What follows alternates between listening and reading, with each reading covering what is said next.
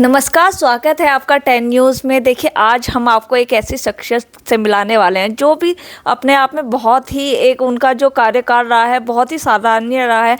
हम बातचीत कर रहे हैं इस समय। देखिए, हमारे साथ मौजूद है राजस्थान के बहुत ही जो फेमस और काफ़ी बड़े, हम बात कर सकते हैं हैंडीक्राफ्ट कारीगर के मसीहा इनको बोल सकते हैं, लेखराज महेश्वरी।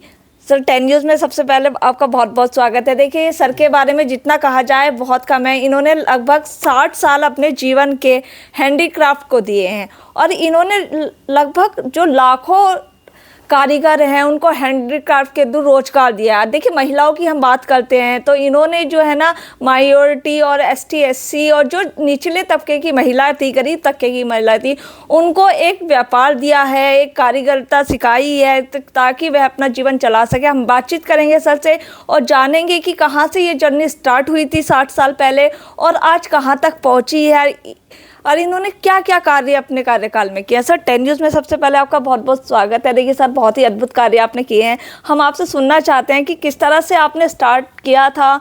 देखिए, रोजगार देना बहुत ही बड़ी बात होती है और लाखों की संख्या में आपने रोजगार प्रोवाइड करवाया। देखिए, हैंडीक्राफ्ट काफ़ी एक अलग मुकाम पर आज पहुंच चुका है, लेकिन 60 साल पहले शायद इतनी तजुर्बा नहीं मिल पा रही थी। लेकिन क्या कहना चाहेंगे आप उसको लेके? हमारा पुश्तैनी व्यापार हैंडलूम का था।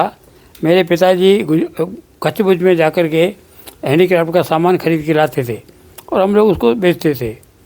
1971 की वार में 1 लाख रिफ्यूजी पाकिस्तान से इंडिया आए, जिसे 50,000 रिफ्यूजी, आधे रिफ्यूजी गुजरात चले गए, आधे हमारे बाड़मेर में आ गए।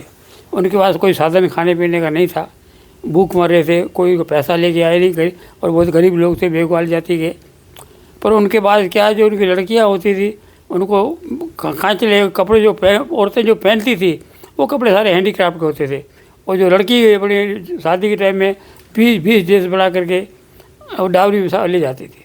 मैंने सारे आइटम देखे, मुझे पता, मैं उस आइटम को लेकर के मैंने उनसे ख़रीदे। उनको पैसा था नहीं, खरीद के मैं दिल्ली आया। दिल्ली मैंने घूम घूम करके उनके आइटम को बेचा और उसके बाद में मैंने एग्जीबिशन लगाई, जयपुर के अंदर ले गया। जयपुर में मैंने हवा महल के ऊपर में हाथ सेला, ऐसे करके उनका सामान बेचा और दिल्ली में हॉकर की तरह से घर घर को नॉक किया और पूरे 8 साल 78 तक मैं दिल्ली में रहा। मेरा एक ही एम था कि लोगों को रोज़गार कैसे मिले, उनका सामान कैसे मिले। उस टाइम राजसी को, जो राजस्थान स्टेट है, उन्होंने मेरे को हेल्प की। उन्होंने पूरे देश में प्रदर्शनियाँ लगाई, मैंने सब प्रदर्शनियों में सामान रखा तो उनका सामान काफ़ी बिकने लगा। उसके बाद में अनोखी फर्म है फेस मैडम, उनको मैंने सामान दिखाया, उन्होंने सामान लिया। उन्होंने भी काफ़ी ऑर्डर दिए, पर उन्होंने नए कपड़े के अंदर पुरानी डिजाइन के उन्होंने ऑर्डर दिए। ऑर्डर लेके मैं आया। उस प्रकार से क्या करी, उस समय तक 20-25 हज़ार 50,000 औरतों को मैं काम दे चुका था 85 तक। बाद में मेरा छोटा भाई जो हीरा चंद है, सामान लेके मैं उसको फ़ौरन भेजा, वो फ़ोन में यात्रा करके आया, वहाँ से ऑर्डर लाया। इस प्रकार करके धीरे धीरे सने और चलते रहे। और 91 के अंदर मैं और Hira Chand Italy, London, Italy, Paris, Japan, Switzerland ये सामान लेके हम 15 दिन वहाँ रहे। हमने वहाँ से मार्केटिंग की। हमारा एक ही एम था भी ज़्यादा से ज़्यादा लोगों को सामान बिके, ऑर्डर मिले ताकि लोगों को रोज़गार मिले। हमारा मेन एम था लोगों को रोज़गार देने का, कि 2 लाख औरतों को रोज़गार देना आसान काम नहीं था। इसके बाद में 1997 में मैं EPC का मेरे को मेंबर लिया, CO मेंबर EPC का बना लिया मेरे को उन्होंने। और 2001 में मेरे को EPC का वाइस चेयरमैन बनाया। 2001 में मेरे को जिम्मेदारी दी कि आप जाके इंडिया का फर्स्ट फेस्टिवल करो। मैंने काराकस वेनेजुला में जाकर के राकेश जी के नेतृत्व में इंडिया का फर्स्ट फेस्टिवल किया, जहाँ इंडिया का फूड था, इंडिया का डांस था, इंडिया का कल्चर था, इंडिया का हैंडीक्राफ्ट था। उस समय के कपड़ा मंत्री श्री काशीराम जी राणा और DC हैंडीक्राफ्ट जोशी जी और EPC के अधिकारी और 30-35 छोटे छोटे कारीगर मैं साथ लेके गया और 15 दिन की एग्जीबिशन थी हमारे। उससे 15 दिन में सभी लोगों का माल बिक गया। इवन तक हमारे कपड़े तक हमको बेच के आने पड़े। और जो औरतें थी हीना लगाती थी, मेहंदी, लोगों को बड़ा उसका अनुभव हमको अच्छा लगा कि ये माल चल सकता है लेटर कंट्रियों में। उसके बाद के अंदर मैं हैंडीक्राफ्ट को टैप करने के लिए 95 में मैंने पहला BSM किया, बाहर सेलर मीट की, ऑस्ट्रेलिया, न्यूजीलैंड। 32 एक्सपर्ट मेरे साथ थे, उन सब का सामान का मार्केटिंग कराई। फिर 2006 में मैंने बर्गिंघम किया, बाहर सेलर मीट। 2007 में मैंने ब्राज़ील किया, और ब्राज़ील किया। 2008 में मैंने ग्रीस किया। 2009 में मैंने दोबारा एक आपके इंडिया फेस्टिवल किया अपने आपके ब्यूनस आयर्स अर्जेंटीना में। वहाँ करीब 50 एक्सपोर्टर को ले गया सामान। 15 दिन की एग्जीबिशन थी, तो उस एग्जीबिशन से माल लोगों को अच्छी बिक्री हुई। उसके बाद में चिली में हमने एग्जीबिशन की उसी साल, ऐसे करके चिली में की 11। और बाद में हम गए वहाँ आपके टर्की भी दौरा करके हर जगह मार्केट कैसी है वो हमने उसका काम किया। उस समय वाइस चेयरमैन भी था, फेयर का प्रेसिडेंट भी बना मैं।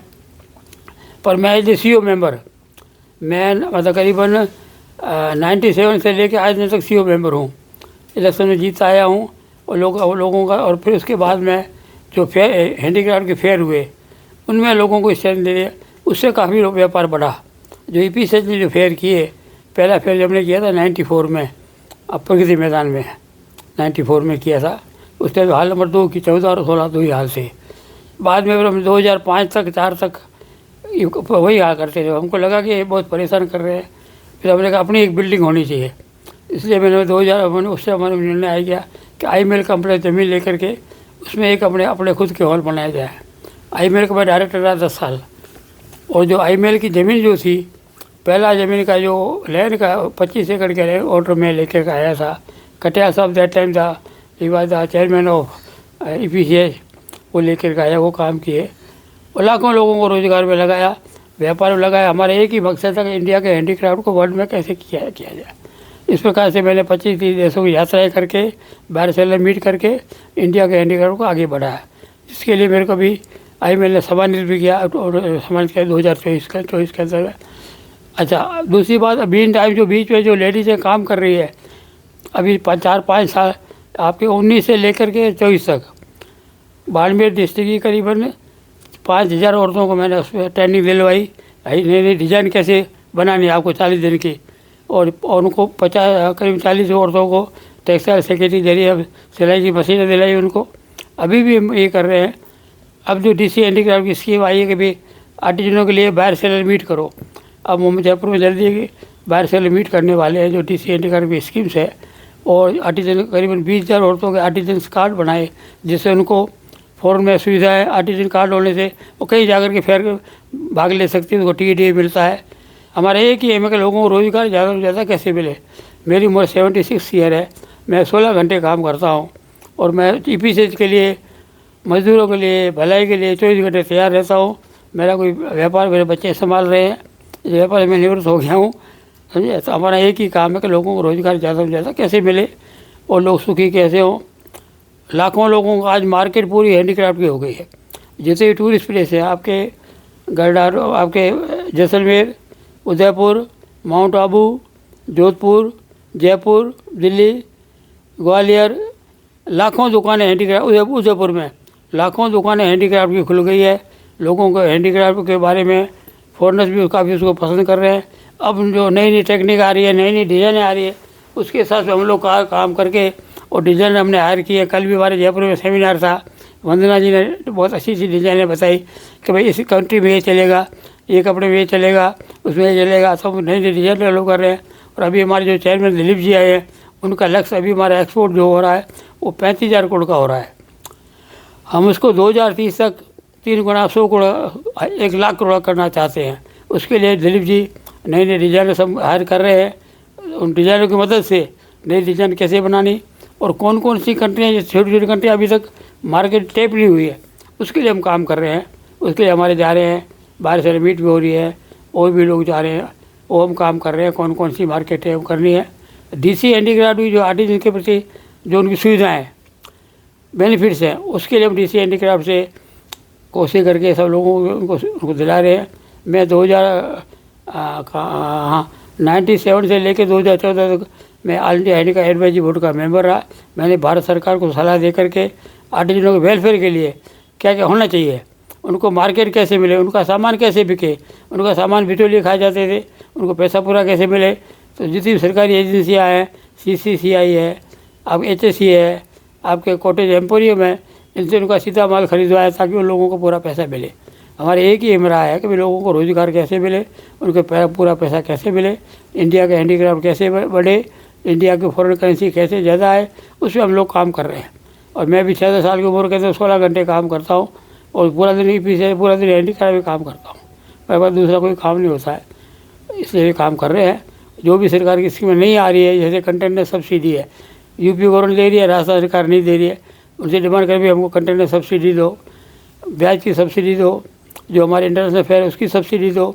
अभी यूपी गवर्नमेंट ने बहुत आर्टिजनों के प्रति, एक्सपोर्टों के प्रति अच्छा काम किया। उनको मैं योगी जी को धन्यवाद देना चाहूँगा, जिन्होंने कंटेनर सब्सिडी शुरू कर दी। आज मंत्री जी ने बताया वेलफेयर स्कीम का भी शुरू कर दी, इंटरेस्ट फ्री कर दिया, बहुत सारी स्कीमें दी। उसी प्रकार से जो राजस्थान की सरकार आई है उनसे, वो भी बहुत बीजेपी की सरकार है, उन्होंने कल घोषणा की है राजस्थान सरकार के मुख्यमंत्री ने कि 1 डिस्ट्रिक्ट 1 प्रोडक्ट।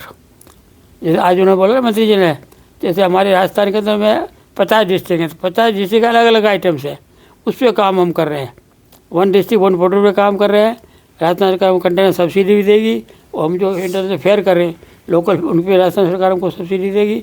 और एक ही है कि एक्सपोर्ट कैसे बढ़े, देश में फॉरेन करेंसी ज़्यादा से ज़्यादा कैसे आए, जो मोदी जी का है देश का विकास कैसे हो, आर्टिजनों की दशा कैसे सुधरे, उस पर हम काम कर रहे हैं। और ईश्वर से प्रार्थना करते हैं कि हम सक्सेस होंगे। समय जरूर लगेगा, पर अपने यदि काम कर रहा होता तो काम कोई कितना बड़ा काम होता, आदमी लेके चलता है, निष्ठा से लेके चलता है, पूरा होता है। गांधी जी अकेले थे, उन्होंने देश को आज़ाद कर दिया। आज मैं अकेला चल रहा हूँ, मेरे पीछे कारवां लगता रहेगा, पीछे 5 होंगे, 10 होंगे, 15 होंगे। आदमी को थकना नहीं चाहिए, एम लेके चलना चाहिए। डेफिनेटली सर, बस एम थकना नहीं चाहिए। आज हम जिस तरह काम करते हैं, कुछ लोग भला भी कहते हैं, कुछ बुरा भी कहते हैं, उसकी नहीं परवाह करते हम। हमको हमारे आर्टिजनों का फ़ायदा कैसे, उस पर काम कर रहे हैं। और देखिए महेश्वरी सर ने अपनी पूरी जर्नी शेयर की है हैंडीक्राफ्ट की, कैसे उन्होंने जो लाखों कारीगर हैं, स्पेशली महिलाओं को कैसे रोजगार दिलवाया। और देखिए कैसे इन्होंने जो भारत का हैंडीक्राफ्ट है उसको विश्व लेवल पे एक नई पहचान दिलवाई है। काफ़ी देखिए आज इंडिया का जो हैंडीक्राफ्ट है वो काफ़ी फेमस है, विदेशों की कंट्री में हम बात करें तो काफ़ी ज़्यादा लोग उसको पसंद कर रहे हैं, फॉरेन वायल्स काफ़ी यहाँ पर आ रहे हैं। और देखिए इन्होंने एक चीज़ बहुत अच्छी कही है कि इनकी एज में वो अभी भी 16 घंटे काम करते हैं। स्पेशली मैं युवाओं से कहना चाहूँगी कि देखिए आप घरों में ना बैठे, स्किल कुछ भी हो सकती है, आपके अंदर कुछ तो ऐसा होगा, आप अपने आप को तराशिए, उस पर काम कीजिए। आप 16 घंटे ना सही तो कम से कम 12 घंटे ज़रूर काम कीजिए, अपने लिए, अपने परिवार के लिए, अपने समाज के लिए, अपने देश के लिए, क्योंकि हमें अपने देश को विकसित बनाना है। वो तभी बन पाएगा जब हम लोग मिलकर कार्य करेंगे। और हम उम्मीद करेंगे कि महेश्वरी सर की जो स्टोरी है आप उनसे ज़रूर प्रेरणा लेंगे। जैसे इन्होंने जो लोगों के लिए काम किया है, एक मसीहा के रूप में, ये हैंडीक्राफ्ट कारीगर के रूप में उभर के आए हैं। आप भी अपने क्षेत्र में ऐसे ही काम करेंगे और लोगों को रोजगार देंगे ताकि वो अपना जो जीवन है अच्छे से चला सके और हमारे देश की जो अर्थव्यवस्था है उसमें भी अपना योगदान दे सके। मैं ज़रूर उम्मीद करूँगी कि सभी ज़रूर कुछ ना कुछ करिए और अच्छा करिए, देश हित में, समाज हित में। मैं मेघा राजपूत, आप देख रहे हैं 10 न्यूज़।